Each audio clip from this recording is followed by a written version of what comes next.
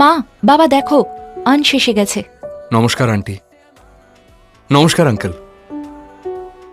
Sorry, আসলে আসতে একটু দেরি হয়ে গেল। আনস, এটা কি ব্যবহার? সব জায়গায় টাইমে যাওয়া উচিত। এটুকুও বোঝার শক্তি নেই তোমার? হ্যাঁ আন্টি, অংশ জেনে বুঝে নিশ্চয়ই করেনি। অংশ, তুমি বসো।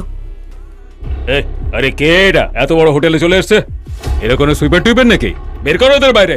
আঙ্কেল, আপনি ভুল বুঝছেন, এনারা আমার মা বাবা। হোয়াট? না, তুমি তো বলেছিলে যে ওর মা বাবা নাকি মারা গেছেন। একজন দিনমজুর আর একজন সুইপার। আসলে সত্যি বলতে সময় পাইনি, তাই জন্য ভালো গিফট আনতে পারিনি আপনাদের জন্য। অংশ, দিয়ে দাও। সরি।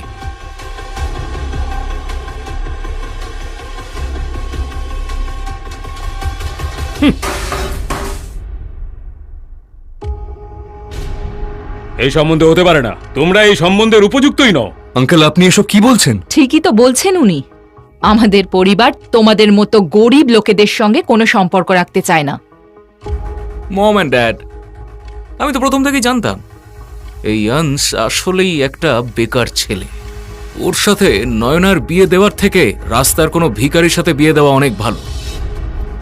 আঙ্কেল আন্টি, দুজনের মধ্যে ভালোবাসা থাকলে টাকা ম্যাটার করে না।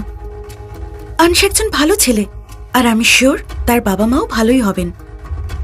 নয়না, তুই কেন বোঝাচ্ছিস না আঙ্কেল আন্টিকে? কি বোঝাবো? আনস, আমি তোমায় বলেছিলাম না এই গরিবগুলোকে এখানে না আনতে? এবার দেখলে তো কি হলো। আমার মনে হয় না যে আমাদের বিয়ে হওয়া সম্ভব। আমি তো আগে থেকেই জানতাম যে তোমাদের ফ্যামিলি স্ট্যাটাসের জন্যই আমাদের পিছনে পড়ে আছে। বিয়ে করতে চাও তো তুমি?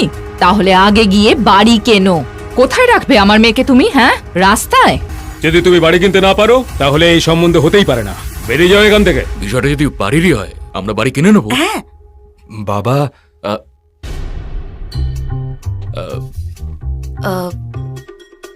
ফসকে গেছে।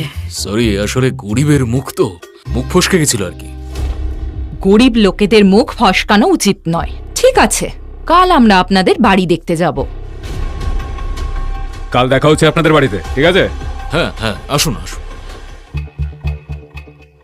বাবা, তুমি এমনটা কেন বললে যে তুমি বাড়ি কিনে ফেলবে?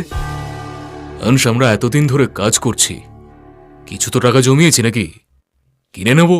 হ্যাঁ, আর এমন কি বড় ব্যাপার, মাত্র তো 2-3 লাখ। 2-3 কোটিও যদি হতো আমরা কিনে নিতাম।